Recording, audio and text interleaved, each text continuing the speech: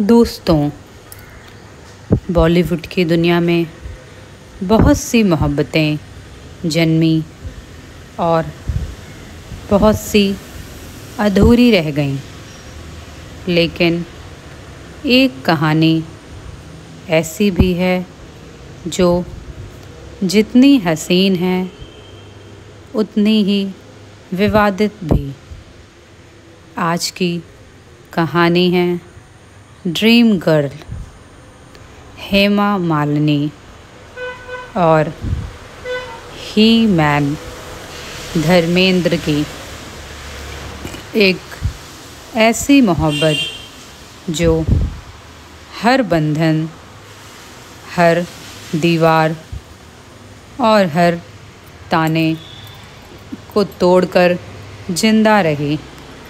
आज हम आपको उस सफ़र पर ले चलेंगे जिसमें है रोमांस, सस्पेंस, ड्रामा और वो ट्विस्ट जिसने बॉलीवुड की गलियों में भूचाल ला दिया। साल था 1970। फिल्म तुम हसीन मैं जवान की शूटिंग चल रही थी। धर्मेंद्र जो उस दौर के सबसे बड़े स्टार्स में गिने जाते थे, पहली बार हेमा मालिनी से मिले। और दोस्तों, कहते हैं ना, कुछ नज़रें दिल पर सीधा वार कर देती हैं। धर्मेंद्र के लिए वो एक नज़र ही काफ़ी थी। उस दिन से हेमा मालिनी उनके दिल में हमेशा के लिए बस गईं। लेकिन कहानी इतनी आसान नहीं थी, क्योंकि धर्मेंद्र पहले से शादीशुदा थे। उनकी पत्नी प्रकाश कौर और 4 बच्चे वो भी थे।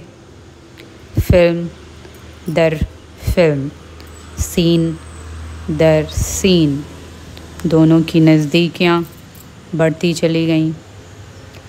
शोले का बसंती और वीरू, ये तो आपको याद ही होगा। वो सिर्फ कैमरे पर नहीं, असल ज़िंदगी में भी एक दूसरे की धड़कनों में जगह बना चुके थे।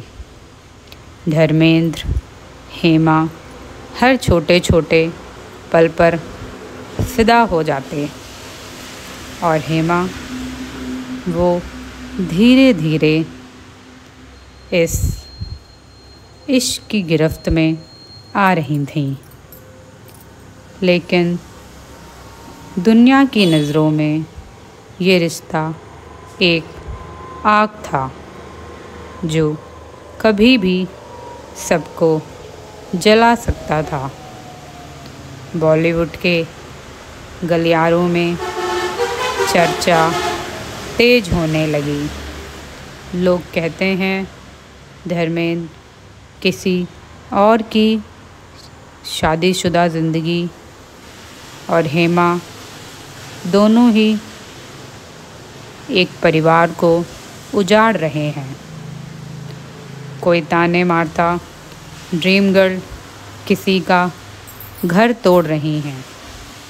हेमा का परिवार भी इस रिश्ते के सख्त खिलाफ था।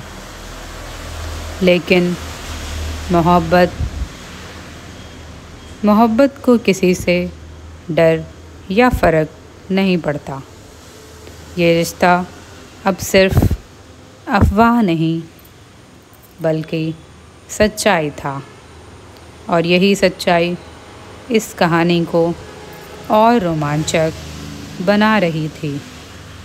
धर्मेंद्र अपनी ड्रीम गर्ल को हर हाल में पाना चाहते थे, लेकिन कानून की नज़र में दूसरी शादी तब तक पॉसिबल नहीं जब तक वो पहली पत्नी को तलाक ना दें। और धर्मेंद्र जानते थे प्रकाश कौर कभी तलाक नहीं देंगी। फिर क्या किया उन्होंने? कहा जाता है धर्मेंद्र ने धर्म बदल लिया। उन्होंने अपना नाम रखा दिलावर खान और इस्लाम कबूल कर लिया ताकि वो हेमा मालिनी से निकाह कर सकें। सोचिए, बॉलीवुड का सबसे बड़ा स्टार अपनी मोहब्बत के लिए अपनी पहचान तक बदल देता है। समय था 1979। धर्मेंद्र और हेमा शादी के बंधन में बंध गए। धर्मेंद्र की ज़िंदगी में 2 बीवियाँ थीं। एक तरफ प्रकाश कौर और उनके बच्चे सनी, बॉबी, अजीता और विजयता। दूसरी तरफ ड्रीम गर्ल हेमा मालिनी, जिनसे उन्हें 2 बेटियां ईशा और आहाना। बॉलीवुड की ये डबल लाइफ किसी फिल्मी स्क्रिप्ट से कम नहीं थी। लोग कहते हैं धर्मेंद्र दोहरा जीवन जी रहे हैं, लेकिन सच्चाई ये थी दोनों परिवारों को एक साथ निभा रहे थे। उस दौर में मीडिया ने इस लव स्टोरी को सबसे बड़ा स्कैंडल बना दिया। अखबारों में सुर्खियां छपने लगीं। बॉलीवुड का सबसे बड़ा ड्रामा। धर्मेंद्र की 2 बीवियां और 6 बच्चे। लेकिन दोस्तों, चाहे कितनी भी आलोचना हुई हो, धर्मेंद्र और हेमा का रिश्ता हर दिन और मजबूत होता चला गया। हेमा मालिनी ने खुद कहा, मैंने धर्मेंद्र को दिल से चाहा और मैं उनके साथ खुश हूँ। उनकी ये सादगी ही थी जिसने इस रिश्ते को अमर बना दिया। सोचिए, एक पिता जिसके 2 घर हों, 2 परिवार हों, बच्चों की 2 दुनियाएं हों, फिर भी वो दोनों तरफ अपनी जिम्मेदारी निभाते रहे। सनी और बॉबी कभी अपनी माँ के साथ अकेले नहीं पड़े।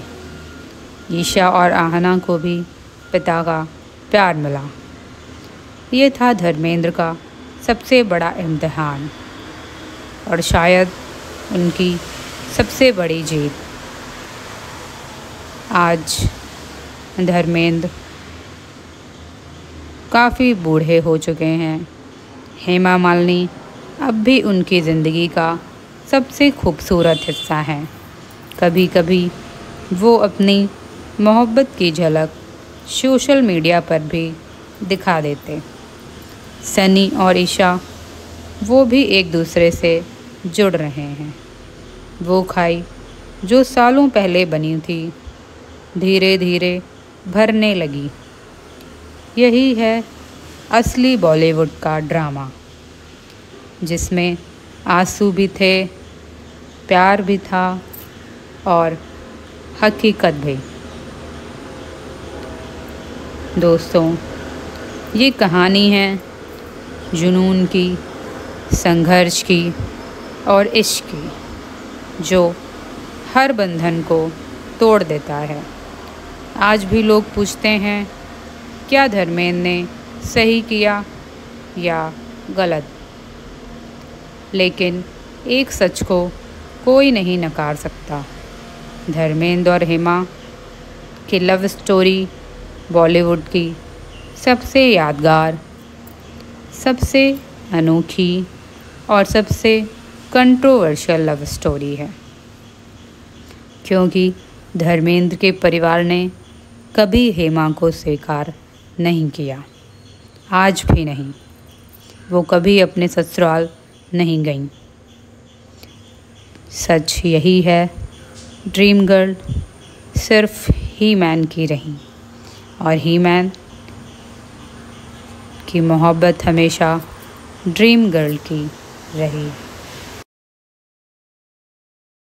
दोस्तों, ये कोई फिल्मी कहानी नहीं, ये उस हकीकत का एक छोटा सा आईना है जो पर्दे के पीछे छिपी रही। अगर आपने भी कभी ऐसी कोई सच्ची और अनसुनी कहानी सुनी है या जानना चाहते हैं और ऐसे दिल को छू ले जाने वाले और भी किस्से, तो हमारे साथ जुड़िए। वीडियो को लाइक कीजिए, सब्सक्राइब करिए इस चैनल को, ताकि अगली बार जब हम किसी और भूली बिसरी सच्चाई को ज़ुबान देंगे, आप सबसे पहले सुन सकें। क्योंकि ये सिर्फ कहानियाँ नहीं, ये हमारी यादें हैं, हमारी विरासत। धन्यवाद।